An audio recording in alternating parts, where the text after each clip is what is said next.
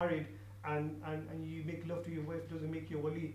That means that if you fulfill all the conditions of a marriage and fulfill all the rights of your wife, okay.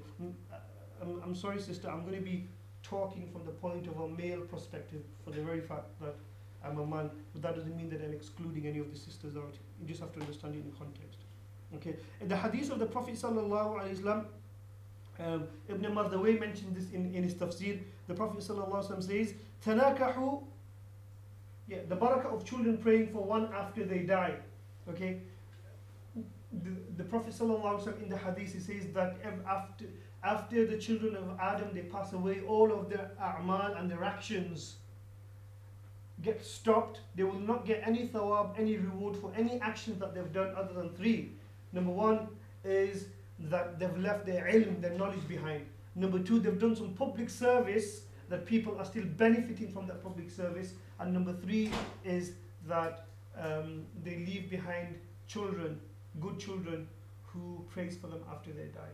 Okay. So not only children, that's an incentive for you to make children, but also to give tarbiyah and bring these children up in the proper, correct Islamic manner. Because it doesn't matter if you just go around sowing your seed and just making babies and not giving them any education or tarbiyah. That's going to go against you on the day of judgment. Okay, but rather giving these children a good education. And also intercession through children who have passed away. In the hadith, the Prophet sallallahu alaihi wasallam says, "Tanakahu tukthiru fa inni ubahi bikum yawm al-qiyamah hatta bis-siqt." Hatta bis-siqt. The Prophet sallallahu alaihi wasallam says that get married and have children, because on the day of judgment I will I will be proud of you, even for the children, even for the women who have miscarried their children, even they will be counted as by ummati. In fact, in another hadith, the Prophet sallallahu alaihi wasallam says that when these little children who passed away before they have matured, before they have reached adulthood, they passed away. Allah subhanahu wa ta'ala, there's no kind of judgment on them. They will be all in Jannah.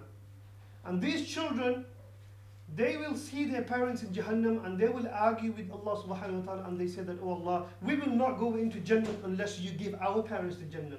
Okay.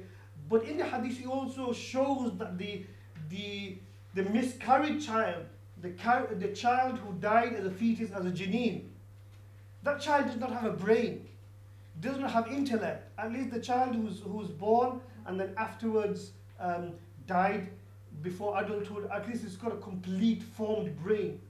But the child who died in the process of pregnancy is not really a child. It doesn't know. But even that that janeen, that miscarried fetus, will also argue with Allah subhanahu wa ta'ala, to the extent that he said, "No, Allah, you have to give my parents to Jannah, you have to give my parents to Jannah, you have to give my parents to Jannah." And that child will not stop until in the hadith the Prophet sallallahu alaihi wasallam says that Allah subhanahu wa ta'ala will say, "Ayyuha as-siqt al-muraghim rabbah fadkhul abawayk al-jannah." That, "Oh, you, the miscarried baby who is arguing with his Lord, go and take your parents to Jannah." Subhanallah. So that is another incentive to have children. This is some of the fadila, some of the virtues of marriage and having children. And is there any questions? Is there any questions from the sister side?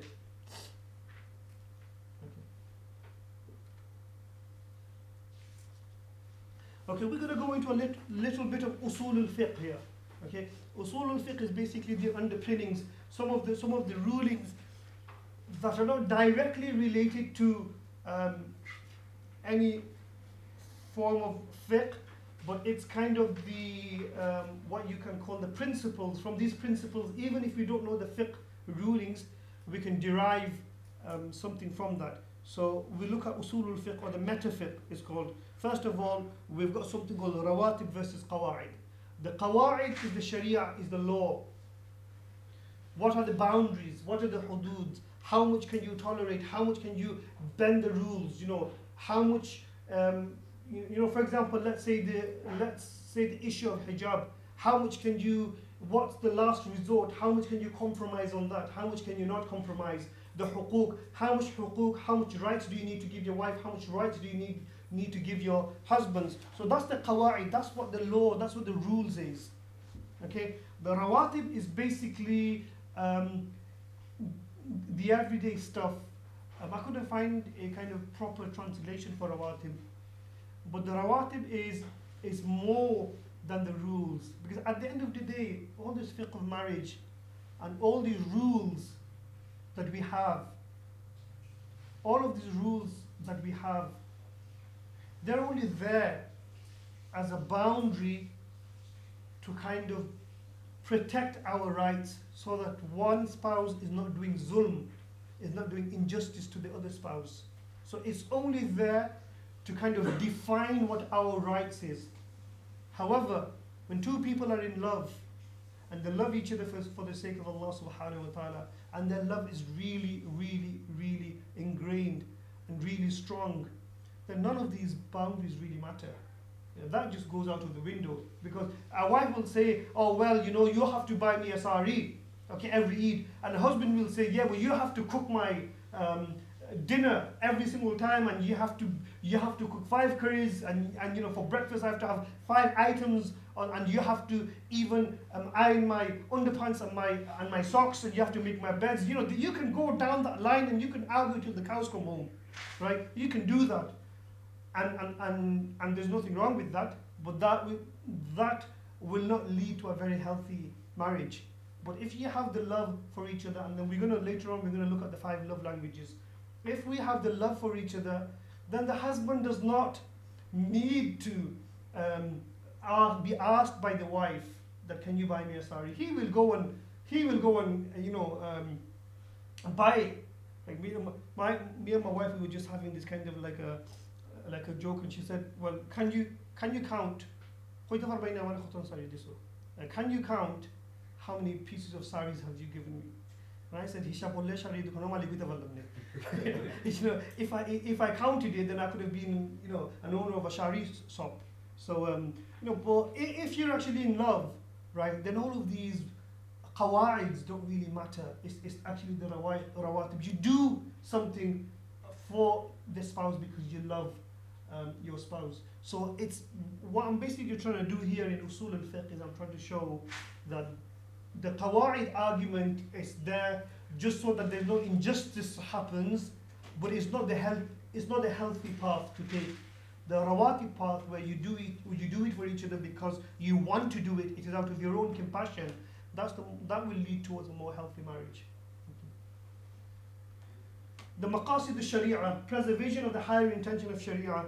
I'm not going to go too much into this because it doesn't really directly relate, but everything that Islam has come down with, or Allah subhanahu wa ta'ala has given us, everything that Allah has given us, the whole fiqh and the whole sharia revolves around these 5 points, which are called the higher intents of sharia. And then Imam Ghazali and later scholars, they added a 6th point, which is honor. Okay, so everything is, the whole fiqh and the whole Islamic system is there to preserve these 6 intentions, which are called maqasid of the sharia. If there is a mas'ala, if it's going against the whole intention of the sharia, if a particular fatwa is going against the whole intention of the sharia, then you will have to leave the fatwa. However, this is not for you to decide that does this go according to the intention of the sharia or not, because this is a very ideal picture that I'm giving you. You need to study the maqasid of the sharia for years and years and years and years. So I'm just giving you kind of the tip of, not even the tip of the iceberg. Okay. Number 1 is religion. Islam has come to preserve the religion of a person. Okay, Islam has come to preserve the religion of a person, and if a person's religion is being violated, then there are laws for that. And this is why la ikraha fi din. You can't force somebody to become a Muslim, but at the same time, somebody who's become a Muslim, he can't very easily, he can't become a murtad. He can't apostate, because Islam comes to preserve somebody's deen. Okay, and similarly, Islam comes to preserve somebody's life. Okay, that's why you are not allowed to commit suicide, because that goes against the higher intention of the sharia. You are not allowed to abort a baby unless it is a genuine medical case and the mother's life is at risk. You are not allowed to kill another person. Okay, so all of these things, they're haram, because